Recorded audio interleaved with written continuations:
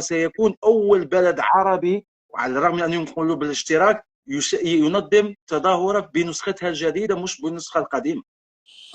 طبعا يعني دعني أحيي الذكريات يعني وأذكر أنه كان بإمكان المملكة المغربية أن تكون القاتلة الأولى في تنظيم المونديال. لا ننسى في التاريخ وأن المغرب سرق منه تنظيم المونديال بأعجوبة يعني وبأضحوكة عالمية.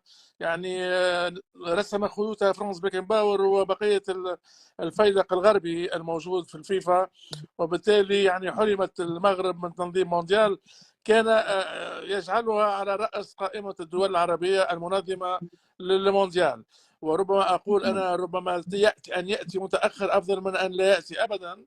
وبالتالي اليوم أحقية المغرب في تنظيم المونديال يعني ليس هنالك اثنان يختلف على ذلك، لأن نعم. البنية التحتية متوفرة ما شاء الله في المغرب، استقرار اجتماعي أمني على كل المجالات متوفرة، النية والأفكار والاجتهاد يعني الأندية المنتخب كل ظروف يعني النجاح للمونديال متوفرة في المغرب لتكرار. أنا دائما أقول أنه للأمانة يعني وبعيد عن رمي الورود، وعشت هذا المونديال القطري يعني في 2022.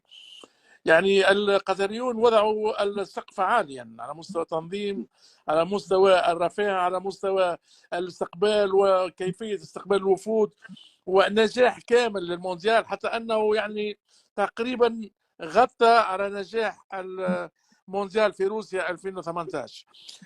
أكيد عندي كل ثقة في المغرب أنه سينجح كذلك في المونديال القادم بإذن الله، لأنه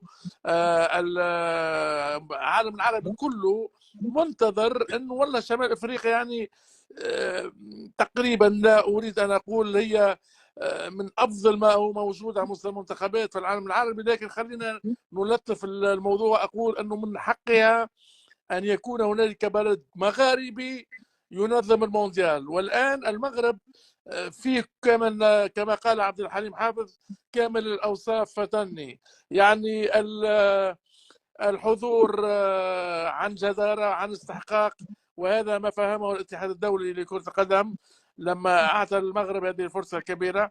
وإن شاء الله لو ربنا أحيانا طبعا نكون في الميعاد في الأراضي المغربية، لأنه شرف لكل عربي أن يعيش هذه الأجواء داخل المملكة. والأكيد أنك حتكون في الميعاد حتى في الكأس الإفريقية بصوتك وبتشجيعك إلى غير ذلك. فقط بين ظفرين، سنة 2004 غانا لم تشارك في الكأس الإفريقية، فكان النهائي مغاربي بين تونس والمغرب. 2025 ما فيش غانا، فجهز لي نفسك في الفاينل، لكن هذه المرة ربما حنرد الصحيح.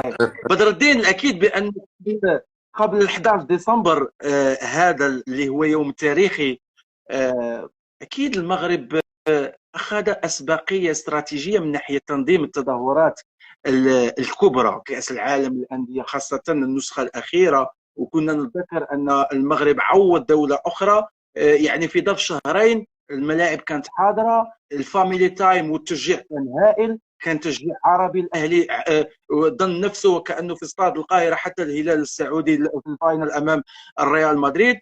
إلى مدى تنظيم تلك التظاهرات أعطى أسبقية ويعطي أسبقية ويجعل المغرب له أسبقية بالمقارنة بالدول الأخرى العربية، يعني يعني تجاه الاتحاد الدولي.